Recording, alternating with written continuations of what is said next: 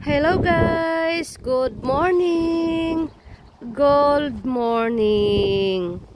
Mag-update tayo sa ating panahon. Mula pa ng isang araw, makulimlim, pero hindi siya umuulan. At umaano din yung araw, tumitirik din, tarik din ng araw. No, so ganoon. Hello Sibo. Ang ganda ng ating mga bulaklak. Ito yung ating surroundings. So, dito muna tayo mag-focus, ano? Ipakita ko lang sa inyo. Yun nga, kasi gusto ko yung mga kahoy ay masunog. Ang plano ko ay mag-grill ako ng chicken legs. Pero ang ginagawa ko, naka-marinate siya. Hindi ko alam kung adobo o pang barbecue. Basta ganyan. Basta may Q. Ayun. Ilalaga ko muna siya bago ko siya i-grill. Ayun. No? Secret lang yung sangkap niya. Sa totoo lang 2 kilos yan. No, pwede naman natin i-freezer yung iba pagkatapos yan. Sibo!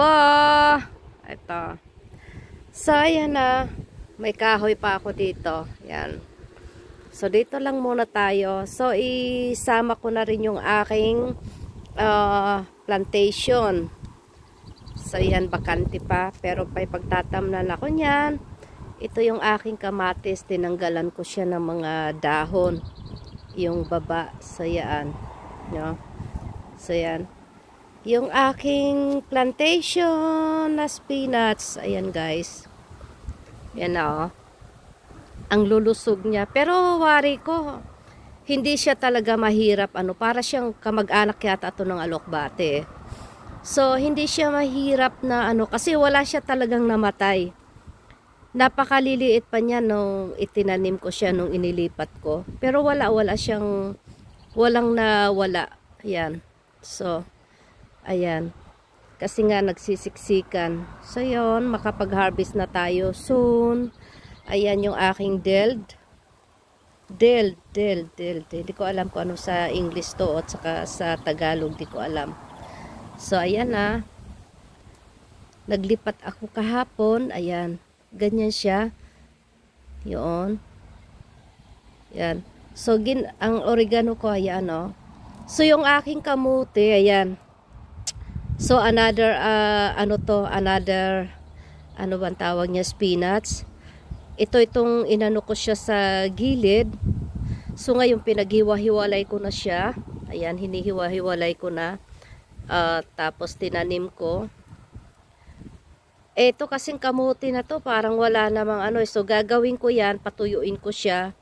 Tapos pag nag-dry na siya talaga, ibalot ko muna siya sa plastic siguro. Ilagay ko siya sa madilim na area para sumibol. Sibo? Pumasok siguro si Sibo. Sibo, parang dumaan Sibo? Be? Nag-CR siguro. Ay! Ayan. Yun. Di sana ako. Dito lang sana ako. Dito lang muna ako. Ayan. Ayan. See you on. Kaya ang laking pakinabang din dyan, no? Sanay tayo dyan Boy Scout.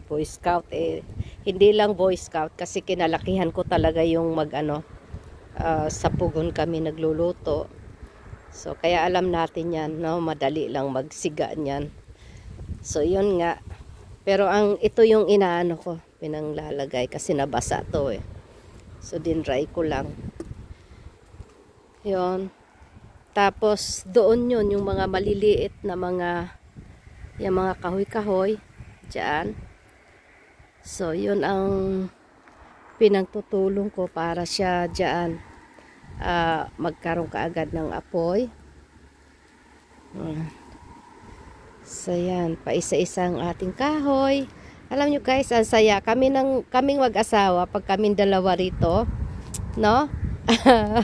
Maya-maya tatayo siya, magaganito na naman. So ganyan, palitan kami habang nagpapahinga siya, no? Ito nga naman talaga nakakatuwa. So, yun nga sabi ko, pag tayo na ang mag for good, pag nasa Pilipinas tayo, ayoko yung may ayoko ng gasol. No, either uling or yan nga mga kahoy-kahoy. Kasi ang purpose ko sa mga ganito, so wala tayong kalat. Kaya minsan nagtataka ako dyan sa mga tao sa atin, no? Puro kalat na yung paligid, hindi man lang madampot-dampot. Kasi, at saka ako ang nanghihinayang sa kanila, hinahayaan lang mabulok samantalang pugon na, anong tawag niyan hindi pugon yung uling naman or kahoy naman yung kanilang ginagamit. Pugon nga, pugon. So, yun. No? Sa minsan, katamaran lang talaga ng tao. Kaya ito, no, kahit na itong ating bansa di kuryente lahat ang gamit natin, hindi yon sa nagtitipid tayo, kundi yon para bawas kalat na rin tayo, no? Yan. Sayang kasi yung natin kaysa mabulok-bulok lang. Ayun nga, no? Pagkadating siguro ni Gentores yan, gusto kong ipapudpud ito para magkaroon ng mga panibagong dahon-dahon. Kasi may katandaan na rin yan yung puno na yan. So, ganito yung itsura. Kasi mag-antay pa tayo ng 2 weeks pa lang siya bukas. So, may 4 weeks pa bago makabalik ulit. So ito, andito tayo ngayon, nakapokus muna sa Denmark kasi ay nako Diyos ko. Kahapon nakakita ako ng, hindi ko alam kung dagang lupa. Basta mabuti nga rito wala siyang ahas So masasabi mo talaga na may parang dinaanan ng ahas kasi doon siguro gumagapang tapos gumawa ng butas sa ilalim. Ganoon. Maliit siyang bilog. Basta dumaan lang sa harapan ko, inanuha ko ng paa, pero mas mabilis talaga silang makawala. So, akala ko na yung pala puro damo lang yung naapakan ko. So, yun, wala din. So, ayan, yan ang ating balita. Balita talaga. So, yan ang ating ito. Ayan, ang ating mga kalabasa, no? So imagine nyo from Friday, Saturday, Sunday, teka, hindi, mali naman yan. Tayo talaga parang tayo ba, yung bagsak talaga. Kaso nga lang kung hindi tayo tatayo, no, wala rin namang mangyayari sa ating buhay. Yun nga sabi ko, pag mag-isa tayo, maraming bagay na makakagawa tayo ng paraan. At saka super boring din naman kasi yun, yung pagka-boring na hindi ka maghahanap ng barkada, hindi ka maghahanap ng mga salamuha, kundi yung mabuboard ka lang kasi wala kang, dahil hindi ka makaikot-ikot. Kasi ako guys, masaya na ako. Makita ko lang tong aking mga pananim na kahit maya-maya sinisilip ko. Yan, ito yung nagpapaligaya sa akin. No, bukod sa asawa, no? Bukod kay Sibo at saka sa pamilya. So ito yung ating So ayan naman ang may mga manonood tayo ng may mga farmers diyan. No, at saka ayan, yung mga mini farms. Talagang sinusuportahan natin 'yan. At yung ilang charity diyan, no? Ayan. So, meron din tayong na nagla-live na nakikitawa lang ako. Yun, no? Kahit na issue sila, nakikitawa ako na parang ingot lang noon. Yun. So, pero pagka yung brutal na mga isyuhan, hindi na rin maganda. Yun. Yun lang naman, kaya nalalaman natin ang pangyayari sa ibang tao dahil doon, no. Kasi sa totoo lang, lalo na tong mga matatanda na nasa mag 70 na, no, mga 80 na, dapat hindi na kayo nakikihalo sa mga ganyan eh, no, magro-rosaryo na lang tayo niyan. Kasi masakit sa ulo yun. Ako nga, binibitawan ko nga yung mga bagay na nakaka-stress sa buhay. Lalo na yung ano, no, may pinsan ako na nagpadala sa akin ng mga link na yan. Sabi ko, ay kilala ko yung mga yan. Sabi ko, wag mo akong padala ng mga ganoon. At saka nasa iyo yan kung gusto mo. Pero yan, hindi yan mabubuting mga charity vloggers. Nagpapayaman lang yan. Yan ang katotohanan. Mabuti pa maghanap ka ng bagay na yung kinukontent nila, yung mga pansarili nila. Kako mga plastic yan. Sinasabi ko yung totoo. Sabi ko, nanggaling na ako sa mga yan. Kaya huli ka na kako. Yon. Sabi niya, ay ganun ba? Yun lang. Ha? Tapos na. No? Yan nga ang sinasabi ko. Kaya yung ating mga kaibigan noon, no? Kaibigan pa rin naman sa ano. Pero hindi yung, ay nako Diyos ko po. Maghanap kayo ng, alam nyo, maghanap kayo ng pagkakakitaan nyo. No? Matitibay pa naman yung mga katawan. Magtrabaho kayo. Kaysa naman pagkakakitaan nyo, away-away, away dito, away doon. Wala naman kayo mga pinopromote na mga negosyo. Ang pinopromote nyo, no? Ang pinopromote nyo kung paano makipag-away ang tao. Ang pinopromote nyo, no? Inaano nyo lang yung tao, dinadala nyo lang sa kaguluhan. Yan talaga ang ano, hindi na maganda yan. Nako, kaya ayun talagang hindi ko man kayo pinag-aansa, pero ayoko nang makinig sa inyo. Minsan lang siguro naririnig ko lang yung mga pangalan nyo kasi napapadayo ako doon sa isa.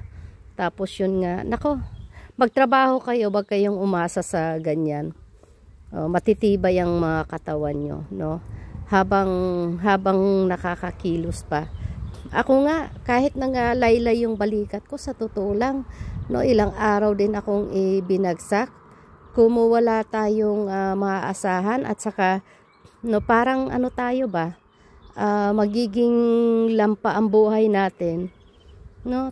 Ano tayo? Huwag tayong gawa tayo ng ating paraan.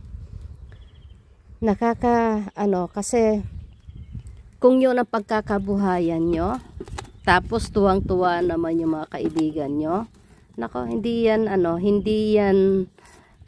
gusto ni Lord. Tapos gagamitin nyo pa si Lord. Hindi tayo tinuturuan ni Lord na maging masamang tao. Nagkakasala, oo, pero wag sasadyain. No, wala naman taong hindi binabagsak niya yung kanyang sarili niya. Walang taong hindi siya magaling, no? Kaso ang problema lang dito, nagagaling-galingan at harap-harapan nagsisinungaling. No, ito namang mga kaibigan, alam nyo kung tunay kayong kaibigan, pagsasabihan nyo, ako talaga sa totoo lang, pinagbablock ko yon. Kahit na mga ka-close ko, kahit mga kakilala ko, pinagbablock ko sila kasi hindi ko gusto. Kung ganyan ang way ng buhay nyo, no, makikita ko kayo at maririnig. Tapos pag nagkwentuhan tayo, iba yung sasabihin mo sa akin. Para bang nakikipag-usap ako sa hangin. Hindi ko sinasabing magaling yung sarili ko. Kaysa naman, no, magkakasala lang ako lalo. No, mabara lang kita. Kasi harap-harapan nagsisinungaling ka sa akin. Kaya mabuti pa, i-block ko kayo nang hindi ko kayo makita. No? Lalo na guys, no, yung bang mga masyado tayong nagmamarunong sa buhay, masyado tayong ginagamit natin ng Panginoon, no? Ang Panginoon inilalagay yan sa puso. Ang Panginoon hindi sinabi niyan kahit kadugo mo pa nga, kahit pamilya mo, pag alam mong nagkasala, pag sasabihan mo, sabi nga 'di ba, hindi naman masamang magtakwil ng pamilya mo kapag salungat siya sa Panginoon. Dahil number 1 talaga, 'di ba, ang Panginoon sa puso natin. Ayun. Kaya yan. No, kaya ako hindi ko pinanghihinayangan na mawalan ako ng mga kakilala, mawalan ako ng pamilya or kahit sino pa mang mawala sa akin. Pag alam ko na toxic ka lang, alam mo na tinik ka lang sa lalamunan ko, at alam ko na ano ka, yung bang, kasi kaplastikan yan eh. Kung ikaw ay laging sisimba, ginagamit nyo lang yung simbahan para proforma lang, na wala naman sa puso mo yung talagang sinasamba mo, no? Kaplastikan yan sa buhay. Malamang ano tayo, purity tayo, or talagang sa mata ng tao, naknakan tayo ng ano bang tawag niyan, ng kabutihan, pero sa mata ng Panginoon, ano ba talaga siya? Yung nakakaalam kung ano mga pinagagawa natin. Kaya yan, tayo pag nababayaran, no? Hindi maganda yan. Kaya yan, itinatakwil ko yung mga ganyan tao, kasi para sa akin, hindi ko sinabing mayaman ako or kahit pobre man. Kadalasan nga tayo nga mga pobre ang madalas talagang malinlang, no? So, kaso nga lang minsan wala na nga tayo, tapos tumatanggap pa tayo ng mga bayad, no? O ang iba naman walang namang nagpapaliwanag, no? Kung alam na natin na mali, wag natin pasukin, kasi sa panahon ngayon pera-pera ang umiiral. Pero ang isipin nyo, paano ba tayo magiging mabuting tao? Paano ba tayo magkaisa? Kaya yan, iniiwasan ko yung mga ganyang klaseng tao, kasi sa totoo lang, yun nga tinatawag na ang cobra ay hindi delikado. Sa totoo lang, hindi delikado, kasi yan, may alingas-ngas lang yan, no? Kusa silang iiwas, liliko sila, no? Kaya lang yan sila nanunuklaw kapag yan talaga na ano mo siya, yung natrap mo siya, o kaya naapakan mo, o kaya mayroon siyang pugad na pinag-aanuhan kanyang iniingatan, no? Binabantayan. So ganoon. So mas delikado ang tao, kasi hindi mo alam, no, pangiti-ngiti sa atin. Ayan na, bebe. ay. So, 'yon. Para sa akin, no, mas nakakatakot 'yan. Mas nakakatakot sila, kasi hindi mo alam kung kailan ka ibenta. No, kasi ngayon sa panahon ngayon, talagang para talagang pera ang mga inaano na ng tao. So hindi maganda 'yan. 'Yun nga ang sinasabi ko. No, pag nakita ko kayo ganyan ang mga post nyo, no? Laman ng simbahan, puro mga nire-repost yung mga ng patungkol sa relihiyon, no? Ano man ang relihiyon, no? Ano pa man diyan, no? Parang mga banal, pero salungat sa pang-personal. So hindi po 'yan maganda, no? Mas okay pa nga minsan yung hindi palambing-lambing eh. Mas okay pa nga yung masungit eh. Kasi pinapakita niya talaga yung tunay niyang kulay, no, kaysa naman pangiti-ngiti, no, palambing-lambing. Kadalasan diyan talaga ay ano yan, mga hindi yan tunay na tao. So, yun lang. Huwag tayong hindi anti-plastic ako, no? Maaari min tayo minsan makipagplastikan, no? Nakikipagplastikan din ako minsan, kasi siguro yung kaplastikan ko, yung tipong ayokong mapahiya yung tao, no? Tipong hindi na lang kita no? Hindi na lang kita papatulan minsan. Ganon. Dahil siguro nasa good mood ako, hindi kita papatulan, bahala ka dyan. No, kung anong-ano mo, no, magyabang ka diyan, magkwento ka ng loloko mo lang yung sarili mo. Kaya minsan the best talaga, mag-isa ka na lang.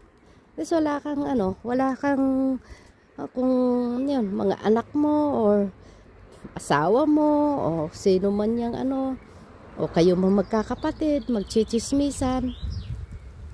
No, kasi mas okay pa yan. So ito, gatong-gatong, no? Ito, ganito yung buhay ng pobre. Ayan. Ito yung nakakatuwa, diba? Lakad-lakad, lakad-lakad. Kumulo na ba siya? Ayun o, pakulo na siya o. Ayan. Kasi mahangin guys mahangin siya kaya ganyan. Hindi niya talaga na ano yung, ito nga. Yung talagang pinaka ano, lagay natin yan dito. Ayan. Ito. Ayan. Kasi ano siya o. na ano ng hangin. So yan lang, sabi ko nga no, hindi na ano yan kasi ang pinaka ayaw ko sa lahat, ayoko makipagkaibigan, no? Ayoko yung makipag-close. Tapos makipag-close tapos maya-maya kayo lang din mag-aaway. So far wala naman akong naging ganyan. Umiiwas lang ako. Mas okay na yang hindi kayo masyadong dikit, no? Magkita, pag nagkita magkakaibigan kaysa naman sobrang close kayo na yung hindi lang magpangita, andyan na yung mga intriga. Kaya wala tayong nasasagap na mga intriga kasi hindi man tayo ganyan ka ano hindi man tayo ganyan ka ano kadikit sa mga chismosa. No, minsan lang tayo chismisan talaga no. Kikipag-anuhan na lang tayo dyan sa social media. Buti nga may social media Pero kung wala, ay sigurado. No? Mas ano yung atin, baka wala ng pintura yung bahay natin. No? Ang dami namang gagawin kung tutuusin. Napakarami. Sobrang daming gawin talaga. No? Kaya imposible na wala kang pagkakalibangan. Hindi yung masyado tayong nabisi sa buhay ng ibang tao. Nako, hindi yan ang pinakapangit sa lahat, no? Walang masama na makipagkaibigan tayo. Pero yan talagang magkaibigan, no? Darating man ang panahon, meron ako mga kaibigan. Hindi na nga kami nag-uusap ng ilang taon na no? Pero pag nagkita, yun, maraming kwento. Pag nagkwentuhan minsan lang pero ilang oras. So ganon, walang intriga, no? Kasi ganyan yan ganyan ang buhay Alam mo, tumatanda tayo. Siyempre nagkakaroon tayo ng mga bagong kakilala o ganoon din sila. Napapaklose sila sa iba. So normal lang yan. Dapat ang pakikipag-close, hindi man tayo inaano. Minsan kasi hindi naman natin iaano yung pagsiselos no? Dahil wala yan sa bokabularyo ko. Kaya ganyan tanggapin natin yan. Hindi man tayo katabi nila kasi hindi man tayo pare-pareho ng pananaw sa buhay, hindi tayo pare-pareho ng hilig, no? Nagkataon ng hilig ko talagang makabahay. So hindi nyo ako basta-bastang mahihila, no? Hindi nyo ako madadala kung saan-saan. Iba yung hilig ko sige, pagka isang araw mag-umpukan tayo, magkwentuhan, kwentuhan lang. So yun, no? Marami kasing klaseng pagkakaibigan. Yung iba nabuhay sa, yun nga, kadalasan talaga, 99% ang mga taong naglabo-labo, ang mga taong nag-aaway-away, yung halos pag nagkita hindi na mapaghiwalay, yung tipong halos araw-araw or linggo-linggo, yung buhay nila, sila lagi ang magkakadikit. Asahan nyo yan. Hindi yan magtagal. Maya-maya ano na yan, gulo na yan. So, kaya yan ang aking iniiwasan. Shout out na lang sa lahat. Hi sis Philadelphia. Shout out sa lahat, no? Mag-iingat po tayong lahat, no? Kung sinong, yan, minsan sinong mangumustaw, no? Minsan naiisip ko rin kayo, no? Ko rin kayo. Kaso nga lang, yun nga sinasabi ko, iniiwasan ko na yung mag-live kasi minsan kahit na hindi yan na sa topic no, napapasama tapos yun nga minsan hindi na rin nagiging maganda. So yun, okay lang yan na makilala tayo sa ibang pamaraan, pero makilala tayo sa ating kasamaan, no, sa lahat na lang na hindi naman natin personal nakakilala yung mga tao, tapos na nahuhusgahan natin ng kung ano-ano kasi nga ang daling magpapakita ng kabutihan. Social media lang naman yan no? Katulad nito, no? Sa ilang minuto lang So pagkatapos yan, ilang oras ang hindi nyo ako nakikita. Ano ba talaga ang tunay na buhay? Di nga ba? So lahat naman ikukwento natin kabutihan. Yung iba naman nagkukwento ng kalungkutan o kung ano-ano. Kasi nga, gusto ng paawa. So ako naman guys, kabaligtaran. Pag may nakakakita sa akin, pag may mga, yung kausap ako, may mga bagay na hindi ako nagpapalata. Kasi minsan, masabi mo dadaing ka man sa kanila, ano matutulong nila, di nga ba? No, kabaligtaran. So, pag mag-isa, para ba yung, ano, yun nga, di ba, pag natumba tayo sa bisikleta, no, pag natisod tayo, ano, una natin titingnan, lilingon tayo, may nakakakita ba? Mas una yung naisip natin yung hiya, o ayaw nating kaawaan, yung parang ganun, no? Kaya so ganyan din yun ako. Ganoon din ako. So minsan pahapyaw siguro kaya nadudulas lang tayo no sa ganoon. Pero hindi naman no. So may taong ganoon siguro yung iba diyan sila siguro nakakakuha ng hugot yung ano kaawaan o kaya makipagbakbakan, hahanap ng simpatya, hahanap ng mga kung sino-sino. Ano, wag kayong kakampi kaagad-agad. Wag kayong kaagad susugod sa isang bagay na hindi nyo alam ang punot dulo. Kasi mas mahirap yung kadalasan ng nasa pumagitna. Kadalasan sa walang alam, siya pa yung napapahamak. So, gold Sunday. Yon. Mamaya na lang ako mag-replay kay Pope Leo, yung una niyang ano bang tawag. Ngayon yata ang pinaka niya yung inauguration. Tama ba 'yan? Ewan ko, parang gaya-gaya na lang ako. Hindi ko naman alam yung totoo. So, yan lang guys, no. Ingat po tayong lahat. Magpakatanda tayo, huwag tayo mag-asal bata. No, malapit na tayo, nandoon na tayo, papunta na tayo sa dapit hapon. Kaya no, yung mga natitira nating mga taon, na lang natin yan sa Panginoon. No, wag nating gawing hobby ang makipag-anuhan tayo sa kapwa. Bye-bye, ingat po tayong lahat.